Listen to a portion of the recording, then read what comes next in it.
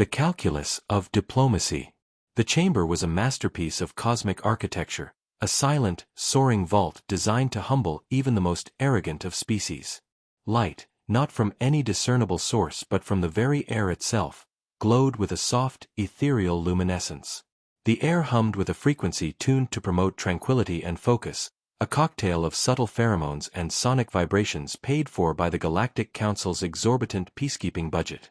At the vast, circular table of polished obsidian that seemed to swallow the light, 7 beings represented the pinnacle of power in the Orion arm. High Ambassador Klar of the Avix, his feathered crest twitching with minute impatience, was the picture of serene superiority. His large, dark eyes blinked laterally. The proposition remains unchanged, Ambassador Cruz. The system designated Tau Ceti E falls within the historical migratory patterns of the GR-THAR consortium. Their biochemical dependency on its atmospheric spores is absolute. Humanity's claim, based on a century of terraforming, is noted. But biological necessity trumps industrial effort. It is the first principle of interstellar law.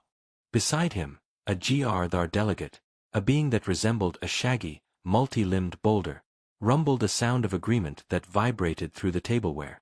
On the opposite side of the table, Ambassador Elias Cruz did not flinch.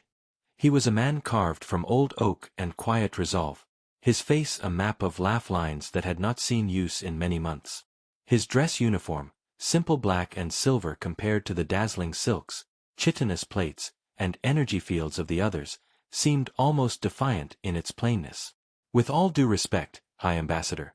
Elias's voice was a low, calm baritone, translated seamlessly by the pin on his lapel into 100 languages and chemical signals, that industrial effort represents the lives, dreams, and future of 4 million human souls. They have breathed the air of New Athens for 3 generations. They have buried their grandparents in its soil. It is not a colony, it is their home. We have presented extensive cultural and sociological data to support this. Data, sniffed Ambassador ZXYL of the Xylos, a slender being with crystalline skin that chimed softly with every movement. A charmingly quaint concept. Your species is so emotionally driven. The GR-THAR need. You simply want. The calculus is clear. The hook for your audience. The council is not evil, just arrogantly logical. They believe they are right. This makes their coming realization so much more powerful. Elias took a slow, deliberate breath. The tranquilizing hum of the chamber seemed to have no effect on the cold knot of dread in his stomach. For 2 years, he had danced this dance. For 2 years, he had presented humanity's case with reason, with passion, with incontrovertible evidence. And for 2 years, he had been met with this same infuriating, condescending calculus. He had watched them dismantle human claims star by star, system by system. First, the mining rights in the belt of Sirius, ceded to the Xylos because their photonic metabolism required the specific radiation of those asteroids. Then, the agricultural world of Viridia, given to the Avix because its avian lifeforms were deemed aesthetically and spiritually significant to their culture. Each time, the reasoning was airtight, logical, and utterly devoid of empathy. Humanity had accepted each loss with a grace that had surprised the Council. They had withdrawn, regrouped, and focused on what remained. But Tau Ceti E was different. It was the line in the sand. To lose it was not to lose a resource, it was to render 4 million people refugees, to declare their lives, their history, and their dead irrelevant. The calculus, Elias said, the word tasting like ash, is flawed. It does not account for the human spirit. It does not account for what happens when a peaceful people are systematically stripped of everything they hold dear. Clar's crest flattened in a gesture of mild annoyance. Ambassador, please. Grandstanding does not become these proceedings. We deal in facts, not spirits. The GR-THAR claim is validated by precedent, by law, and by need. Your emotional appeal, while quaint, is not a counter-argument. Elias's aide, a young woman named Lieutenant Mara Desai, seated just behind him, stiffened. Her hand trembled slightly as she passed a data slate forward to him. Her eyes, wide with a mixture of fear and fury, met his for a brief second. "This is it," her look said. "The spike for your audience, a silent exchange. The aid sphere tells us something big is coming. This isn't just another argument." Elias accepted the slate but did not look at it. He already knew what it said. He had drafted the message himself, and the response had come just an hour ago, encrypted and final. He placed the slate face down on the table. "High Ambassador," Elias began, his voice changing. The calm, diplomatic tone evaporated, replaced by something colder, harder, like iron finally emerging from velvet. "For decades, humanity has petitioned for a seat on this council. For decades, we have been told we are too young, too volatile, too emotional, to partake in governing the cosmos. We accepted this. We learned your laws. We adhered to your treaties. We played the game by your rules." He paused, letting his gaze sweep around the table, meeting each alien eye, each sensor cluster, each shimmering field of energy. "And we have watched you use those same rules to methodically and deliberately impoverish us. You have taken our worlds under the pretext of greater need. You have restricted our technologies under the pretext of safety. You have contained our expansion under the pretext of preservation." ZXYL chimed sharply. "These accusations are verifiable," Elias interrupted. The first breach of diplomatic protocol he had ever allowed himself. The aliens fell silent, shocked by the rudeness. "We have compiled every ruling, every judgment, every logical decision made by this council concerning humanity for the past 50 years. The pattern is undeniable. This is not governance. This is predation disguised as procedure." Clar drew himself up to his full height. "You tread on dangerous ground, Ambassador. Your tone suggests you are here not to negotiate, but to issue an ultimatum." Elias smiled then, a thin, terrible smile that did not reach his eyes. "An ultimatum implies a choice. I am merely here to inform you of a decision. One that was not made lightly." He finally picked up the data slate. "The human delegation has received its final instructions from the United Earth Government. Effective immediately, humanity is withdrawing from all ongoing peace talks and diplomatic negotiations with the Galactic Council, including the matter of Tau Ceti E." A stunned silence filled the chamber. The tranquilizing hum seemed to stutter and fail. It was unprecedented. No species had ever voluntarily withdrawn from the Council's proceedings. To do so was to become a pariah, to forfeit all protection and standing. Clar was the first to recover, a wave of contemptuous purple flushing under his feathers. "A foolish and emotional decision. You isolate yourselves. You leave your people on Tau Ceti E without any diplomatic protection. The GR will take what is theirs, and you will have no say in the matter. You have signed their death warrant with this tantrum. The major hook, withdrawal? That seems like surrender. The audience is wondering, why would they do that? This is a loss." Elias's smile didn't waver. "Oh, the population of New Athens is already being evacuated as we speak. Every man, woman, and child. They are leaving their homes, their farms, their cities, to the GR. Another wave of shock. The GR delegate rumbled in confusion. This was illogical. It was surrender. "Then, you concede?" ZXYL chimed, bewildered. "We concede the planet," Elias said calmly. "We do not, however, concede the system, or the space around it." He tapped the data slate. A holographic map of the Tau Ceti system bloomed above the table, the green marble of Tau Ceti E spinning peacefully at its center. "Humanity is invoking Article 27, Section 12 of the Galactic Convention on War and Conflict." The aliens stared. Article 27 was a dusty, ancient clause, written in a time of great wars before the Council's peace. It was the legal framework for the declaration of a demilitarized zone, or a blockade. It required the unanimous approval of the Council. That article is for Council actions, Clar scoffed. We would never approve a blockade against the GR for claiming their rightful property. You misunderstand, Elias said, his voice dropping to a near whisper that forced them all to lean in. We are not asking for your permission. We are notifying you of our sovereign action. As of 0800 Standard Galactic Time, the Tau Ceti system has been declared a human exclusion zone by the United Earth Navy. The silence this time was absolute. You cannot, sputtered Clar. The evacuation is not a retreat, Elias continued, his words falling like stones. It is the clearing of a battlefield. The 1st, 2nd, and 3rd fleets have already taken up positions on the system's periphery. Any vessel not of human origin that enters the zone will be considered hostile. Any vessel that approaches the former human world of Tau Ceti E will be targeted and destroyed without further warning.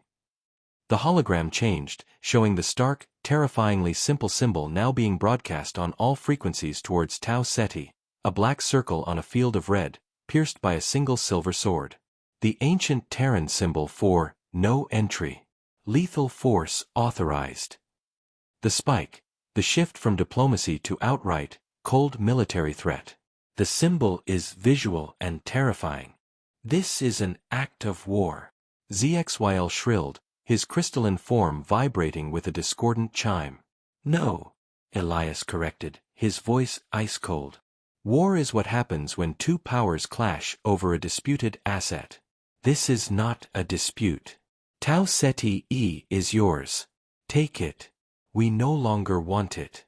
We are simply ensuring that the cost of your biological necessity is paid entirely by you. You wanted the planet, Ambassador Clar? You may have it. But you will bury your dead in its soil, not ours. He stood up, pushing his chair back. The screech of its legs on the polished floor was a vulgar, shocking sound in the sacred space. For years, you have believed that our peacefulness was weakness. That our reason was submission. That our empathy was a flaw to be exploited. You believed that because we did not threaten, we could not act. Because we did not show our teeth, we had none. He looked at each of them one last time, and for the first time, the delegates of the Galactic Council saw something in the humans' eyes they had never seen before. It wasn't anger. It wasn't fear. It was the absolute, unshakable certainty of a predator that has finally tired of being prey. This council operates on a calculus of power, Elias said, gathering his things. You simply failed to correctly calculate ours. You mistook our restraint for incapacity. That was your first error. He turned to leave, Lieutenant Desai falling in step behind him, her back straight, her fear gone, replaced by fierce pride. Your last error, Elias said, pausing at the great arched doorway, was believing we would follow your rules once you proved they were only tools for our oppression. He didn't wait for a response. The massive doors hissed shut behind him, leaving the most powerful beings in the galaxy in a silence more profound and terrifying than any they had ever known. The first to move was the GR delegate. It turned its massive head towards Clar. Their fleets, are they a match for the consortium's? Clar's feathers were pressed flat against his skull. He was accessing data, his eyes flickering as he scrolled through fleet sizes, weapon yields, historical engagements. The Avix had the best intelligence in the galaxy. On paper. No, Clar said, but his voice lacked its earlier certainty. Human vessels are smaller, less advanced. Their weaponry is primitive, based on kinetic impact and fission. The GR energy shields should render them useless. Then we proceed. The GR rumbled. We will test their blockade. Wait, Ziexwell chimed, his light flickering nervously. Access the human military database. Cross-reference with this. Exclusion zone declaration. Clar's fingers flew over his console, his arrogance giving way to a growing, cold unease. The data flowed. Fleet movements. Energy signatures. Then, he found it. Buried in 1,000 layers of human data traffic, a simple, repeating transmission from the flagship of the Third Fleet, the UES Vigilance. It was not a declaration of war. It was a prayer. It was a single ancient phrase, repeating over and over on a secured military channel. Si vis pacem, para bellum. Clar's translation software struggled with the dead language for a moment before resolving it. The meaning flashed before his eyes, and a chill, deeper than the void of space, gripped his heart. He looked up, his dark eyes wide with a dawning, horrifying understanding. What does it mean? ZXYL demanded. Clar could barely form the words. It means, if you want peace, prepare for war. He swallowed, the gesture painfully human. They were not praying for victory. They were stating a fact. This was not an emotional decision. This was their doctrine. Their strategy. All of it. 4 decades. He looked at the empty seat where the human had been, and for the first time, the Galactic Council began to grasp the true, terrifying depth of their mistake. They hadn't been pruning a peaceful, docile species. They had been slowly, carefully, and methodically pushing a predator into a corner. And now, they had finally seen its teeth. Para bellum. The silence in the Galactic Council chamber stretched into an eternity, broken only by the low, distressed hum of the environmental systems struggling to compensate for the spike of stress pheromones now saturating the air. High Ambassador Clar stared at the empty space where the human, Elias Cruz, had stood. The translation of the ancient phrase echoed in his mind. A cold, hard knot of logic in a situation that had just spiraled into madness. Si vis pacem, para bellum. It was not a plea, it was a declaration of intent, centuries in the making. They are bluffing. The GR delegate's voice was a grating avalanche of sound, shaking the others from their stupor. Their fleets are gnats. Their weapons cannot penetrate our shields. This blockade is a final, pathetic act of defiance. We will sweep them aside and take what is ours. Are you willing to bet your entire fleet on that assumption, GR Thar? Clar's voice was uncharacteristically quiet, his feathered crest still pressed flat against his skull in a gesture of supreme alarm. Access the full tactical readout. Not just tonnage and shield capacity. Look at their deployment. Look at their formation. The holographic display above the table flickered back to life, zooming in on the human fleet positions around Tau Ceti. Dozens of smaller vessels, frigates and destroyers, were arranged in a complex, interlocking web. At its heart were 3 larger battleships, the UES Vigilance, Resolute, and Sovereign. It is a defensive formation, ZXYL chimed, his crystalline skin reflecting the holographic light in anxious patterns.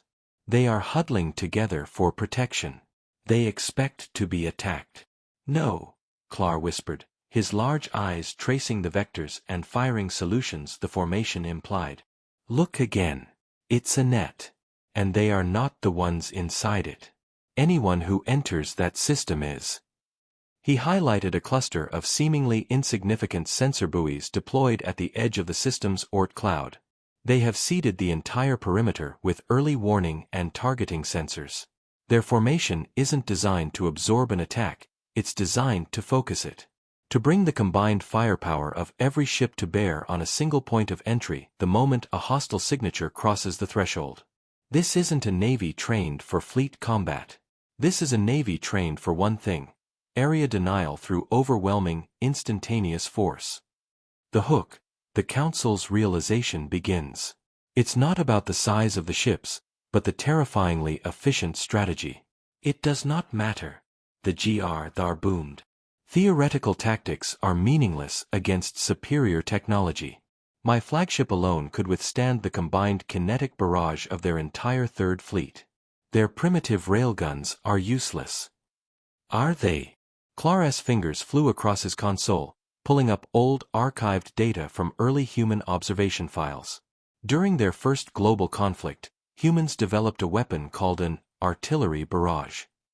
They would fire hundreds of inferior, simple shells at a single location. Individually, each shell was a minor threat. Collectively, they turned the earth to mud and shattered the strongest fortifications. They are not aiming to pierce your shields with one shot, you fool. They are aiming to overwhelm their capacity to recharge. They will hit you with 1,000 kinetic strikes at once. 1,000,000. They will throw a mountain at you until your generators fail. And then. He pulled up another file. Declassified footage from humanity's unification wars. A single, small missile, after a barrage had collapsed a shield, striking a hardened bunker. The resulting fireball was terrifying in its purity. Then they send in the nuclear-tipped penetrators, Clar finished, his voice hollow. The GR-Thar delegate fell silent. The Xylo's ambassador's chiming became a high-pitched, nervous warble. We must convene an emergency session, ZXYL said. We must vote on a council response. We cannot allow this insurrection to stand. And what would that response be? Clar asked, turning his dark eyes on the crystal being. Send in the combined peacekeeping fleet? To do what? Fight the humans for a planet they have already vacated? To prove their point for them? To enforce galactic law? What law? Clar's voice rose for the first time, sharp with a fear he could no longer conceal. They are not in violation of any law. They have not declared war. They have not attacked. They have simply left and placed a sign on a door that says, "Trespassers will be shot." They are using our own legalistic pedantry against us.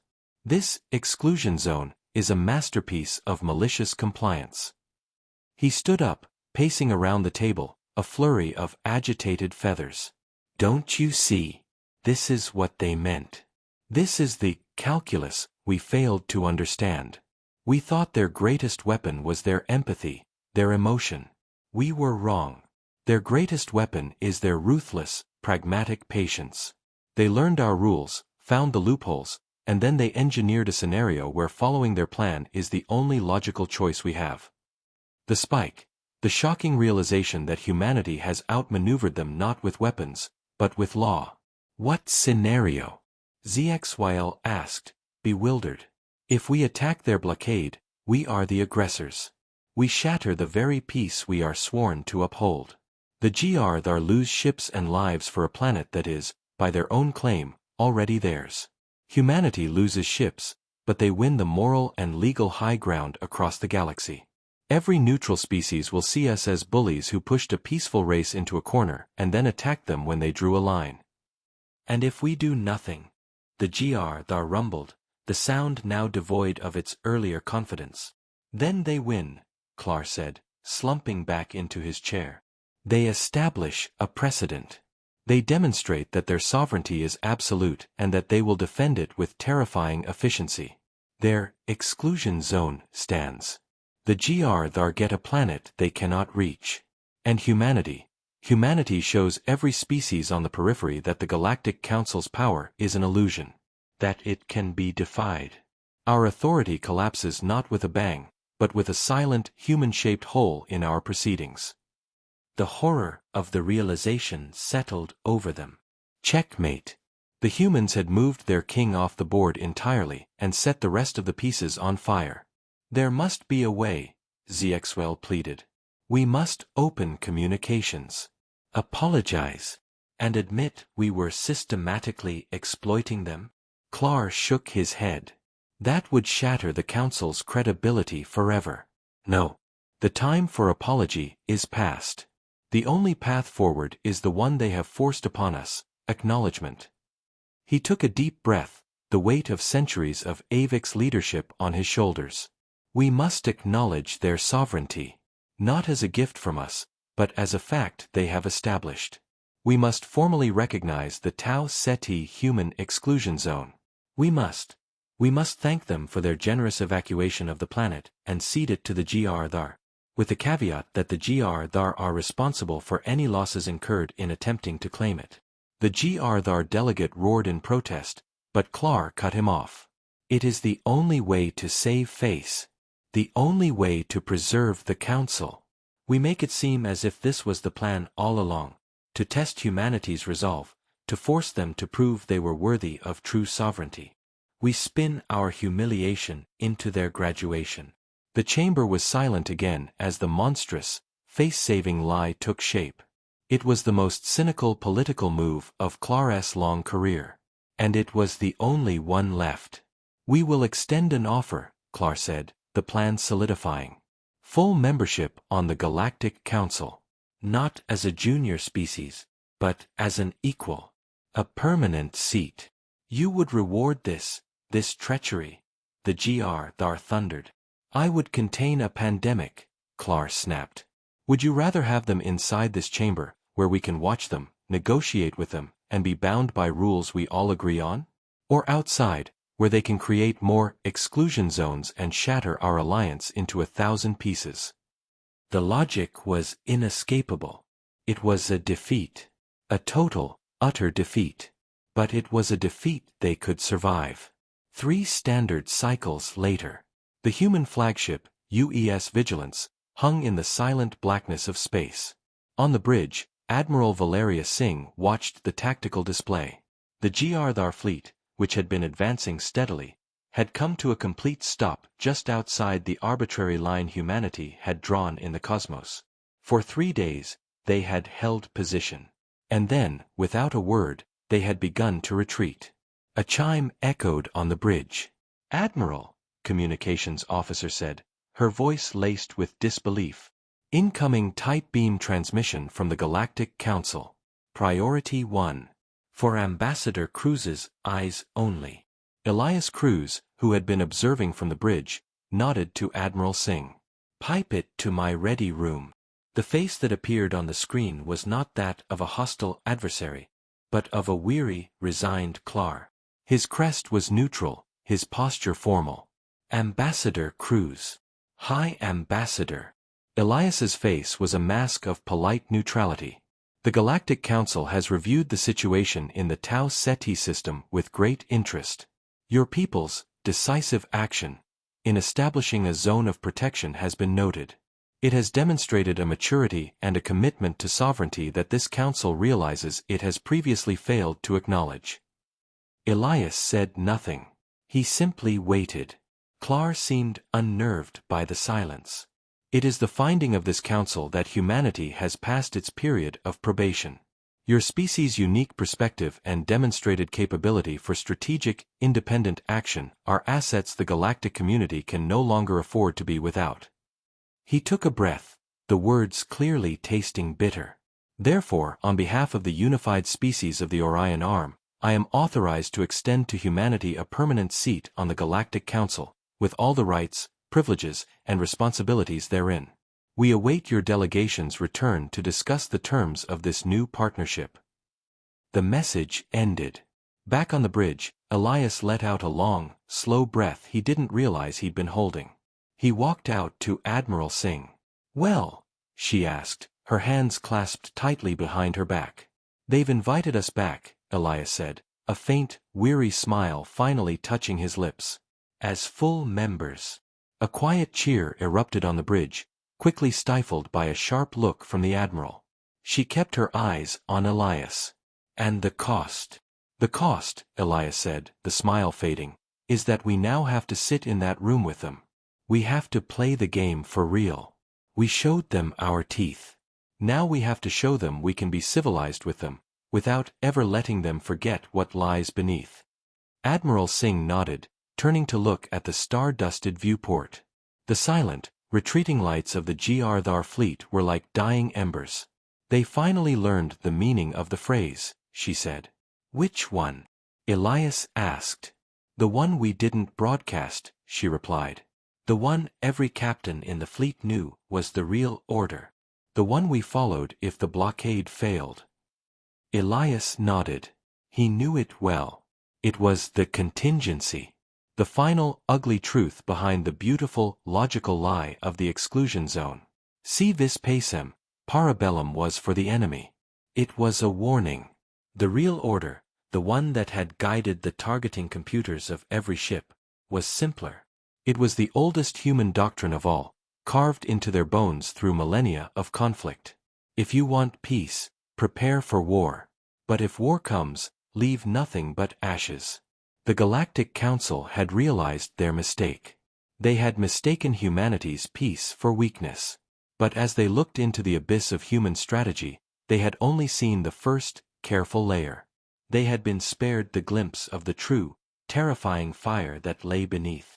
They had been offered a seat at the table, instead of a taste of the fire.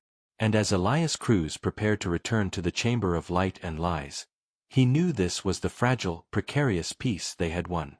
A peace not built on trust, but on a mutually understood threat. A peace built, like all enduring human things, on a foundation of unspoken, unimaginable violence. It was not a good peace, but it was theirs. And for the first time in history, the galaxy would have to learn to live with them.